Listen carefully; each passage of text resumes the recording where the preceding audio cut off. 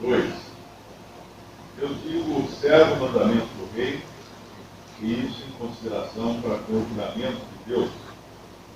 Não te apresses a sair da presença dele, nem persistas em alguma coisa má, porque ele faz tudo o que quer.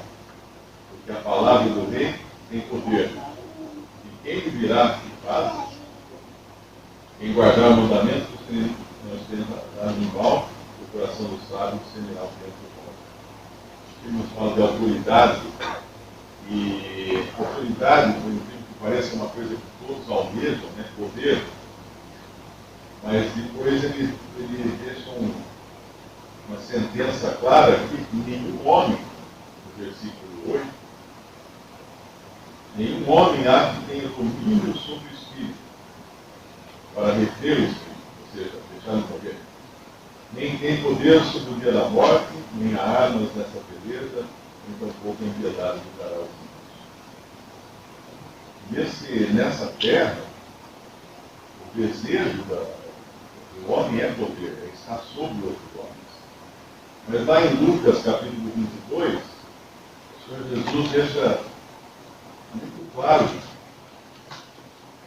que apesar daqueles que estão sujeitos ao rei, às autoridades, considerarem eles como benfeitores, na verdade, o desejo de quem governa é estar acima do povo comum. No capítulo 22 de Lucas, versículo 25, versículo 24, houve também entre eles contenda sobre qual deles parecia ser o maior. E ele lhes disse: os reis dos gentios dominam sobre eles, e os que têm autoridade sobre eles são chamados de benfeitores. Então, essa é a realidade dos que governam sobre os homens. Eles dominam sobre os homens. Eles querem o poder para eles terem domínio sobre os homens. E os homens os consideram benfeitores. Porém, eles próprios não têm domínio sobre a própria vida. Eles podem ter poder sobre as outras pessoas, mas eles não têm poder sobre a morte. Ou seja, aquilo que o homem mais almeja, que é o poder sobre outros homens, ainda não é poder, é vaidade, como depois ele vai concluir no nosso capítulo. Isso também é vaidade.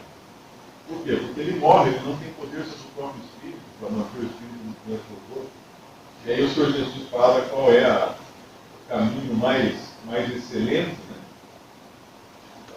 Que é aquele que serve. Versículo de Lucas 22, versículo 26. Mas não sereis vós assim, antes o maior entre vós será como o menor, e quem governa como quem serve. E tanto em Moisés quanto em Estevão, o brilho era temporário, né? Efêmero. Ele ele desaparece depois.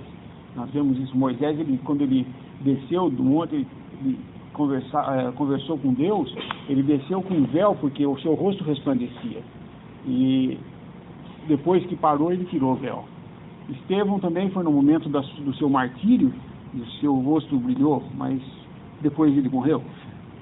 Mas do Senhor Jesus é diferente a coisa, porque na face de Cristo nós vemos a glória de Deus, como diz em 2 Coríntios 4, 6, né? Para a iluminação do conhecimento da glória de Deus na face de Jesus Cristo. Em Cristo nós vemos a glória de Deus. E Ele manifestou enquanto estava aqui, e manifesta até hoje ao mundo a glória de Deus por meio da sua manifestação nesse mundo. E a outra situação que o Senhor resplandece é no Monte da Transfiguração, né?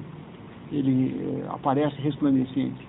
E em Apocalipse também vemos ele vindo em resplandecência. Nunca deixou de brilhar essa luz nele.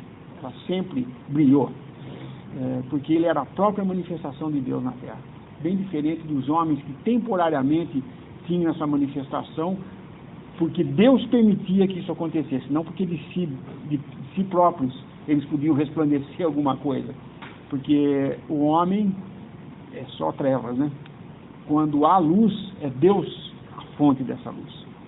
Uma passagem também que eu acho muito interessante, que fala da expressão da face. E é lá em Lucas 9, 51, essa expressão da face do Senhor Jesus pôde ser vista. Não só porque ele era umas versões falam que porque ele estava indo para Jerusalém. Em outras passagens, em outras versões, falam que o seu rosto era como um de que ia para Jerusalém. A própria expressão da face de Cristo, quando chegou a hora dele ir para Jerusalém, ir para morrer em Jerusalém, ele mudou de aspecto, vamos dizer assim, mudou o semblante, porque era chegada a hora, e qualquer um poderia, assim como os samaritanos viram, né, que ele estava determinado, a palavra fala, a ir para Jerusalém. Lucas 9, 51. E aconteceu que, completando-se os dias para a sua assunção, manifestou o firme propósito de ir a Jerusalém, e mandou mensageiros diante da sua face. Indo eles, entraram numa aldeia de samaritanos para lhe prepararem pousada, mas não o receberam, porque o seu aspecto era como de quem ia a Jerusalém. Interessante que ele manifestou o firme propósito. Então, quando uma pessoa tem propósito, né, o seu rosto muda, o seu semblante muda. Né? Nós sabemos que quando uma pessoa está imbuída, está num trabalho, num afazer, o seu rosto fica voltado para aquela coisa que ele está fazendo. Nós podemos dizer se uma pessoa tem satisfação ou não no seu trabalho, naquilo que ele está fazendo, pela expressão do rosto, né, como ele se comporta. E aqui nós vemos que era chegada a hora, né, dele ter que ir para Jerusalém, enfrentar aquela cruz de maldição e cair nas mãos de um Deus 3 vezes santo. Mas o seu semblante, então, acompanhou a obra que ele haveria de fazer. O seu semblante manifestou como que o propósito que ele estava indo para Jerusalém. Não precisaram perguntar para ele, para onde você está indo? Porque os samaritanos não queriam receber, nenhum judeu, né? E aqui deixaram de receber o Messias, infelizmente, né? Mas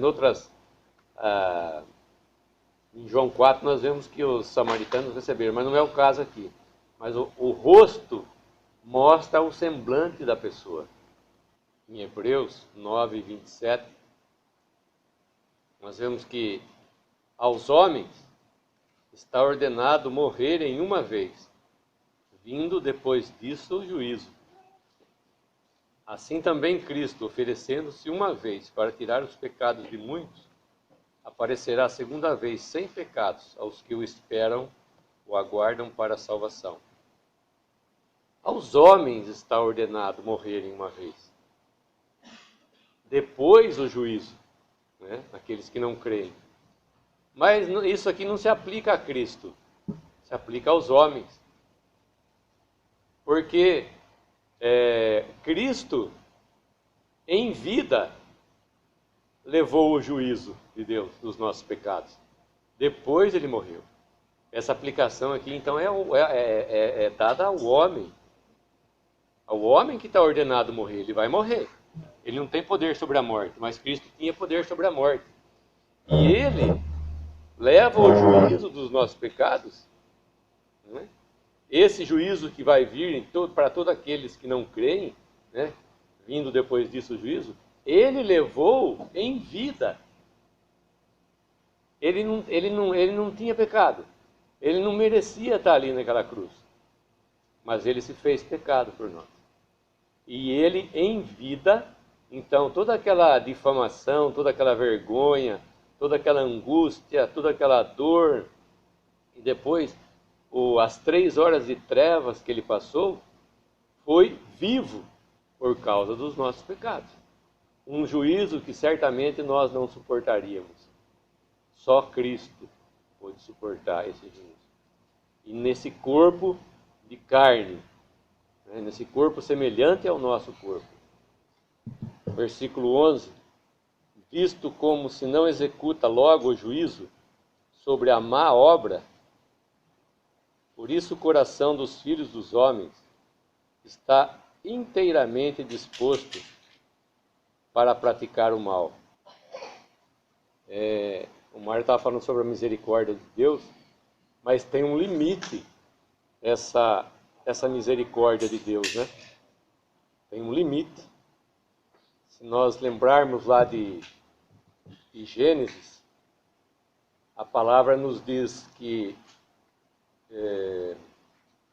Gênesis 15, 16, ele fala da promessa para Abraão, mas ele fala que ele não iria habitar aquela terra ainda.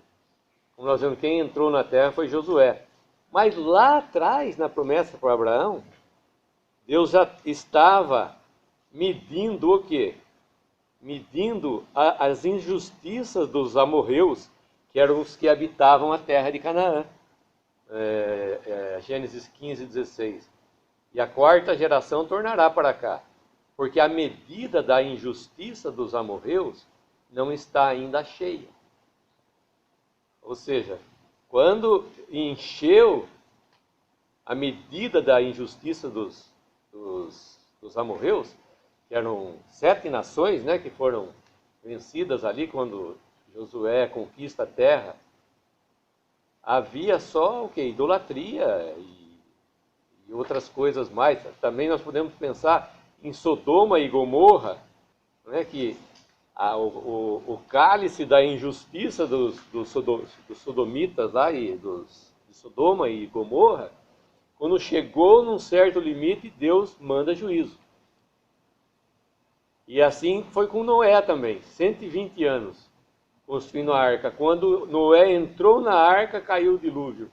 Porque o homem, nos fala em Provérbios, ele não vê o juízo. O cara faz mal, tal, ele vai para a cadeia, sai da cadeia, volta a roubar, volta a matar, e tudo bem, e tudo acontece, continua normal.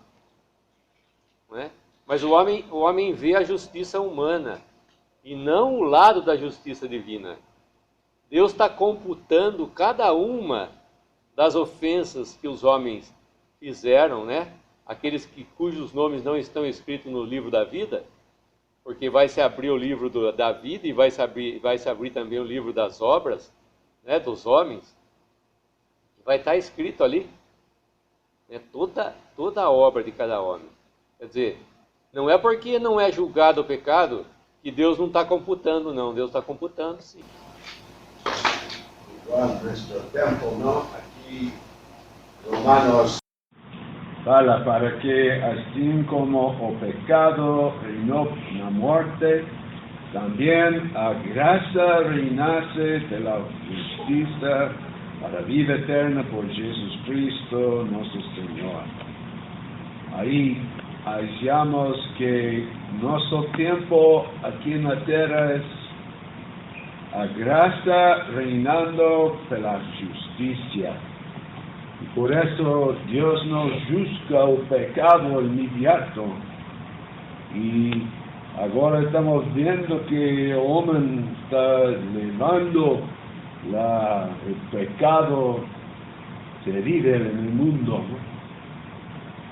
No milenio, cada mañana va a haber justicia. No va a ser tiempo de gracia en el milenio, tiempo de cuando la justicia reina.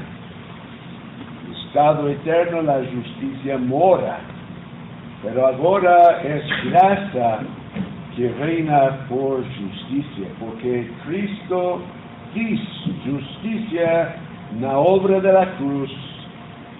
Dios puede mostrar gracia a este mundo tan malo. Esse passa no mundo e temos que lembrar que este livro, su punto de vista es debaixo do sol, só aqui neste mundo. Si voltamos a Salmo 73, vemos que David também estava muito triste porque vio isso também. Pero dice en versículo 16, cuando pensaba en comprender esto, fiqué sobremanera perturbado. Hace que entré en el santuario de Dios. Entonces entendí yo el fin de él. Eso es, hermanos. Dios no termina sus contas aquí en este mundo. Después de la muerte es el juicio. En otro lado. Y cuando consideró el fin, hay un juicio más allá. Ninguém va a poder escapar del juicio de Dios. Aquí debajo del sol se ve los malos prosperando. Os que procuren hacer bien, les va mal. Só aqui debajo do sol. Temos que mirar mais além do sol. Interessante no capítulo, no versículo 1, versículo 9, fala da sabedoria e da submissão ao rei, né? Depois do 9, até mais ou menos o 15, nos fala da falta de justiça aos olhos dos homens. Eles olham, como o irmão falou, aqui não é julgado, e parece que os injustos vão levar vantagem sempre. E daí nós vamos no versículo 15, é o que nós ouvimos daí de muitos homens nesse mundo. Já que as coisas são assim, eu vou comer, beber e viver minha vida aqui, porque é isso que me resta. E nós vemos que triste é isso, porque a soberania de Deus, no último versículo, é exposta e fala que então vi toda a obra de Deus, que o homem não pode alcançar a obra que se faz debaixo do sol. Porque por mais que trabalhe, o homem para buscar não achará, e ainda digo sábio que haverá conhecer, muito por isso a poderá alcançar. E a gente vê que ele começa falando no versículo 1 de saber a interpretação das coisas. A gente lembrar um pouquinho da história de José, nós vamos ver que José, apesar de Deus ter provido para ele a sabedoria de poder decifrar os sonhos, nós vemos que nem mesmo no início o seu próprio sonho ele sabia o significado, querendo mostrar com isso que a soberania era de Deus. Deus é quem iria revelar essas coisas. E os homens, o que eles fazem? Quando eles são sábios, como nos diz o versículo, só a face brilha, eles se orgulham e pensam que por isso são alguma coisa. E nós vemos no último versículo que nem o sábio consegue fazer nada, se Deus não permitir. E nós vemos José uma figura do Senhor Jesus e um homem que viveu nesse mundo, que sofreu uma vida muito difícil, mas nós vemos que nos é falado mais da sua vida na época difícil, dos seus sofrimentos, do que quando ele estava como o segundo maior poderoso no Egito. A gente não vê falar da casa de José, das suas riquezas, de todo o seu poder ali, assim, à toa. A gente pouco vê falar dessa parte da vida de José. Mas, contrapartida, na sua vida, em que ele estava passando, cumprindo aqui a vontade de Deus, sofrendo e tendo paciência, onde ele pôde ver, sim, a graça de Deus, quando ele vê seus irmãos ali face a face, e então é revelado a ele o propósito de Deus para tudo aquilo que ele havia passado, tudo aquilo que ele havia enfrentado. Nós vemos então que seu coração se enche de alegria e ele entende que tudo aquilo foi a mão de Deus, foi a misericórdia de Deus para salvar a vida dos seus. E parece que José chora por 7 vezes nesse período que ele está no Egito. E nós vemos que o Senhor Jesus também uma vez chorou aqui, ao ver o homem, ao ver o estado dele, ao ver o pecado. Mas nós vemos que ele se alegrou também de ver que pela sua obra de redenção ele cumpriria a vontade de Deus e poderia levar todos aqueles que são seus à eternidade, não só aqui nesse mundo viver, porque às vezes a gente tem a visão tão curta, né, de pensar que as coisas estão sujeitas somente a essa vida. Esquecemos que nós temos a vida eterna. Poderemos então estar com o Senhor Jesus por toda a eternidade. E essas coisas aqui não vão passar de instantes. Por isso que termina esse capítulo com esse versículo, nos mostrando claramente a soberania de Deus.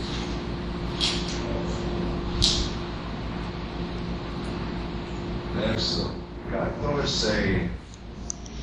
Then, a justos a quien sucede según las obras de los impíos, y a impíos a quien sucede según las obras de los justos. Digo que también Cristo es vanidad. Ese pasa en el mundo. Y tenemos que lembrar que ese libro, su punto de vista es debajo del sol. Solo aquí en este mundo. Si voltamos al Salmo 73, vemos que David también estaba muy triste porque vio eso también. Pero dice en versículo 16, cuando pensaba en comprender esto, fiqué sobremanera perturbado. Antes que entré en el santuario de Dios, entonces entendí yo el fin de ellos. Eso es, hermanos. Dios no termina sus contas aquí en este mundo. Después de la muerte es el juicio. En otro lado. Y cuando consideró el fin, hay un juicio más allá. Ninguém va a poder escapar del juicio de Dios. Aquí debajo del sol se ve los malos prosperando. Os que procuren hacer bien, les va mal. Só aquí debajo del sol. Tenemos que mirar más allá del sol.